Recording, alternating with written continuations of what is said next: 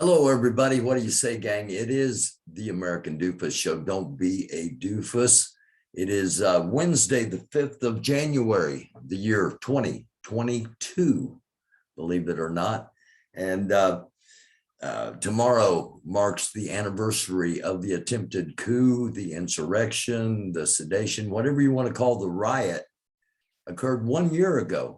It seems like such a long time ago, but it was only a year ago, January 6th, 2021, when Mike Pence did the right thing and certified an election, his duty as vice president of the United States, an office he held at that time.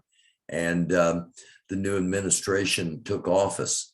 Donald Trump was supposed to have a press conference at Mar-a-Lago tomorrow on the 6th to mark the 1 year anniversary. His handlers have talked him out of doing so, reminding him that anything he says can and would be used against him in a court of law, as he has several different legal challenges ahead of him. Now, that's him. He did this whole thing. It was all about him. It was always about him. And we're going to get to more of that in just a moment. But first, let's take a look at the headlines today and remind you once again, we're going to be live, the People's Platform, live 10:30 on Thursday night, not tonight, not Wednesday, but Thursday night, tomorrow night, January 6th. Even though Trump's not holding his press conference, there will be things to talk about.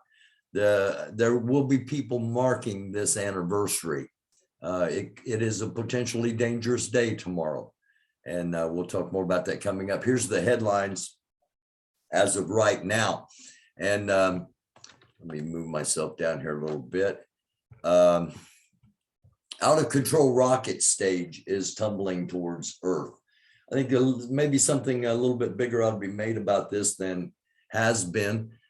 We have 24 hours before a giant piece of space debris comes hurtling back towards Earth. It's a major stage, an incredibly large stage of a multi-stage rocket launched by Russia. It is out of control, and it is currently circling the globe and getting closer and closer to re-entry on each circle. Sometime in the next 24 hours, it's going to re-enter our atmosphere. Hopefully it burns up. They don't know. Where's it going to land? They don't know.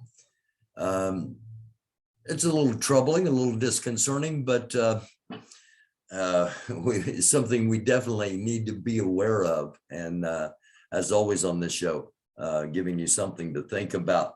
7 children among 13 dead in a Philadelphia row house fire. Fire in one house, and 26 people all living in that same house, which is a sign of the times. As things get tougher and tougher on people, they have to pool their resources. And sadly, 13 people dead, and 7 of them children. January 6th changed what it means to be a Republican here. Again, our form of government is so very fragile. It is based on trust and based on power of the people, and those things are being diminished day by day by day. The U.S. Capitol Police Chief says department fielded 9,600 threats against members of Congress in the past year. So almost 10,000 threats against various members of Congress. What's that all mean? Well, this is an episode of a show that I like to watch called Frontline. I did not see this episode. It was pointed out to me. Thank you. You know who you are. And a lot of people send me stuff. It hasn't happened so much in the past few months here because of my health and other situations. But we are back, and the Doofus show's back to doing what we were doing. Let's just take a little bit of a look at this. This is an hour and 23 minutes long. I highly recommend you You watch it. It's from PBS, Public Broadcasting System. And let's just take a look. We'll watch a few minutes of this. Watch the rest of it on your own. A year after the attack on the Capitol. The January 6th committee issuing a new round of subpoenas. Simon Bannon in contempt of Congress. Mark Meadows in contempt of Congress. Mr. Meadows is improperly asserting executive and other privileges. People that were there on January 6th said Donald Trump sent us, and they believe the election was stolen. Correspondent A.C. Thompson investigates how these violent groups have become part of the political landscape. We definitely are the modern militia. We're the ones crazy enough to actually do something. And examines where the movement may be headed. Many months have passed now, and we're starting to see organizing again in very dangerous ways. So the movement lives on. It does live on. Now on Frontline, in collaboration with ProPublica and UC Berkeley's investigative reporting program, American Insurrection. I would hope, for the sake of this democracy, this never happens again in the United States of America. We all would hope that it never happens again.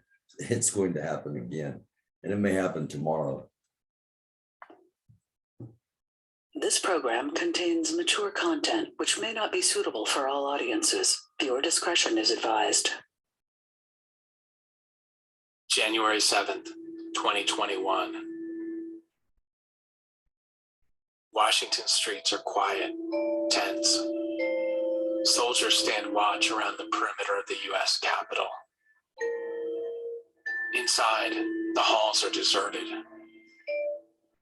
New members of Congress should be settling into their offices, but instead, furniture is stacked in doorways. It's hard to believe that just yesterday, these halls were flooded with pro-Trump rioters, and that today, 4 people are dead.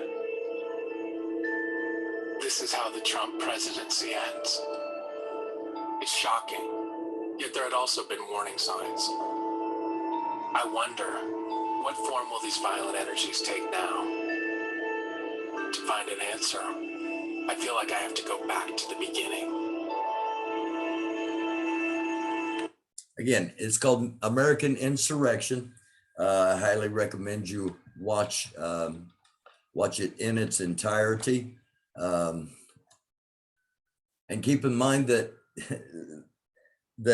none of the people have gone away. There are a small percentage that have been arrested. There are a small percentage that have been that are being held behind bars at the moment. But the majority of people that were there, nothing happened to them. They have not gone away. The movement is still there. It's not in the mainstream media, but all you have to do is drive around certain areas, and you will see that the movement has not diminished. They have not gone away, and they have not been dealt with. They have not been dealt with. So, you know, we talk a lot on here about the militias. And our focus has been the Black militias, NFAC, the New Black Panthers, et cetera, et cetera.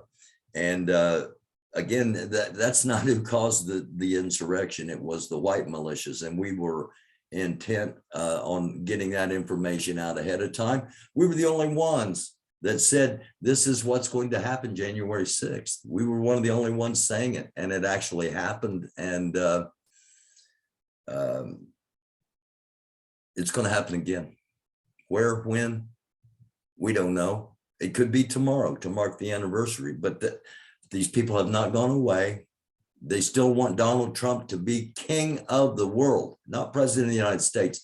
They want to do away with elections. They want to do away with Congress. They want Donald Trump to decide everything. That's incredibly dangerous. It's something to be aware of, and it's something that needs to be stopped. How do we do that? At the moment, it's just something to think about. It could be something that we have to physically do at some point. I say we, I mean collectively as a country, for the good of our country, for the good of the democracy, because I fear that we are in 2022 right now. It is an election year. New members of Congress will be elected. There will be local authorities and officials elected. And if there is an election, I think we've got a troubling year ahead of us. I really do. And I'm normally an optimistic person. I'm normally, but we have, as a country, kind of put our heads back in the sand after January 6th. And we're hoping nothing happens instead of being active to make sure nothing happens. It's just a concern. It's the American Doofus Show. We'll be live tomorrow night again at 10:30. 10:30 p.m. Eastern Standard Time with the People's Platform. Your chance to come on and talk and give your feedback on what we've been talking about. Again, just a brief wrap up of what we've had today. There's a large piece of space debris that will be impacting somewhere in the world, somewhere around the globe. We don't know where, over the next 24 hours. I'm going to be monitoring that, of course. We had a fire in Philadelphia, sadly, that tremendous loss of life. And Donald Trump has canceled the press conference he was going to have tomorrow to mark the 1-year anniversary of the riot, but we'll be focused on that throughout the day and talking about it tomorrow night at 10:30. Until then, it is the American Doofus Show. Don't be a doofus.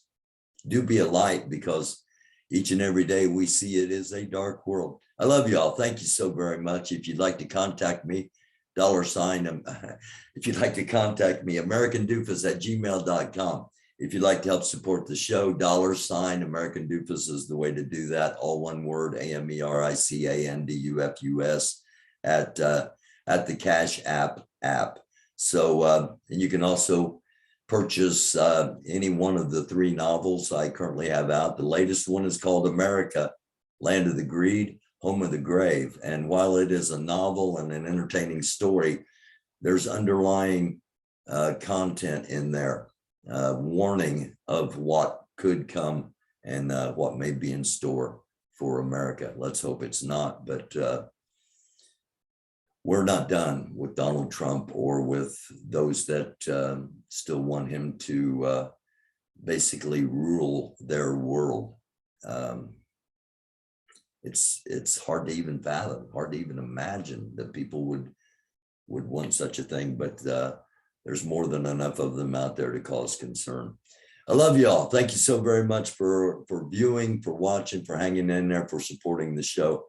And we'll be live tomorrow night at 10:30. We'll be back on should something break. But until then, I love you all. Namaste. Shalom, salam, and may the good Lord bless and keep you, and may we meet again. I love you all.